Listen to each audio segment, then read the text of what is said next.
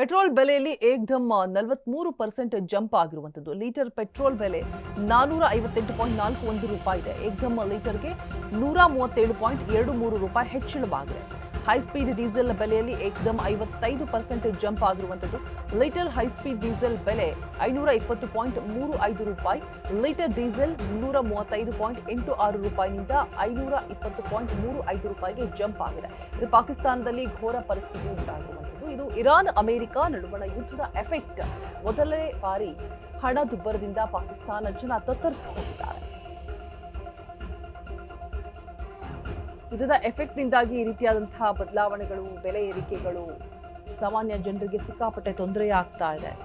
Petrol ಬೆಲೆಯಲ್ಲೂ ಕೂಡ ಏಕ್ದಮ್ 43% jump ಆಗಿರುವಂಥದ್ದು. Litre petrol ಬೆಲೆ 458.41 ರೂಪಾಯಿ ಆಗಿದೆ. ಏಕದಮ್ ಲೀಟರ್ಗೆ 137.26 ರೂಪಾಯಿ ಹೆಚ್ಚಳವಾಗಿರುವಂಥದ್ದು.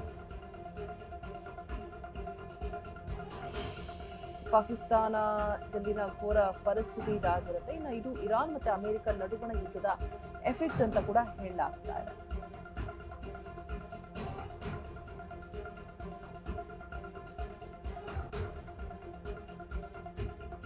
ಮೊದಲನೇ ಬಾರಿ ಹಣದುಬ್ಬರದಿಂದ ಪಾಕಿಸ್ತಾನ ಜನ ತತ್ತರಿಸಿ ಹೋಗಿದ್ದಾರೆ.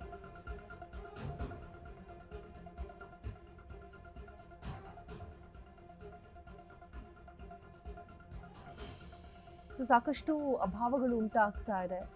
ಪೆಟ್ರೋಲ್ ಬೆಲೆ ಕೂಡ ಏಕ್ದಮ್ ಜಂಪ್ ಆಗಿರುವಂಥದ್ದು. ಬರೋಬ್ಬರಿ 43% ಅಂತ ಹೇಳಿದ್ರೆ ನಿಜಕ್ಕೂ ಹೇಗೆ ತಡ್ಕೋಬೇಕು ಜನ?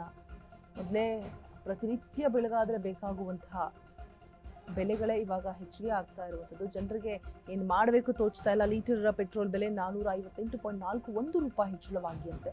ಏಕ್ದಮ್ ಲೀಟರ್ಗೆ 137.23 ರೂಪಾಯಿ ಹೆಚ್ಚಳವಾಗಿರುವಂಥದ್ದು. ಎಷ್ಟು ಹೆಚ್ಚಳ ಆಗಿದೆ ಅಂತ ಆದರೆ ಹೈಸ್ಪೀಡ್ ಡೀಸೆಲ್ ಬೆಲೆಯಲ್ಲೂ ಕೂಡ 55% ಜಂಪ್ ಆಗಿದೆ ಅಂತೆ. ಲೀಟರ್ ಹೈಸ್ಪೀಡ್ ಡೀಸೆಲ್ ಬೆಲೆ 520.35 ರೂಪಾಯಿಗೆ ಹೋಗಿ ತಲುಪಿದೆ. ಲೀಟರ್ ಡೀಸೆಲ್ 335.86 ರೂಪಾಯಿನಿಂದ 520.35 ರೂಪಾಯಿಗೆ ಜಂಪ್ ಆಗಿರುವಂಥದ್ದು. ಇದು ಪಾಕಿಸ್ತಾನದಲ್ಲಿರುವಂತಹ ಘೋರ ಪರಿಸ್ಥಿತಿ ಸದ್ಯಕ್ಕೆ. ಇರಾನ್ ಮತ್ತೆ ಅಮೆರಿಕ ನಡುವಣ ಯುದ್ಧದ ಎಫೆಕ್ಟ್ನಿಂದಾಗಿ ಇದೆಲ್ಲ ಕೂಡ ಆಗ್ತಾ ಇರುವಂಥದ್ದು.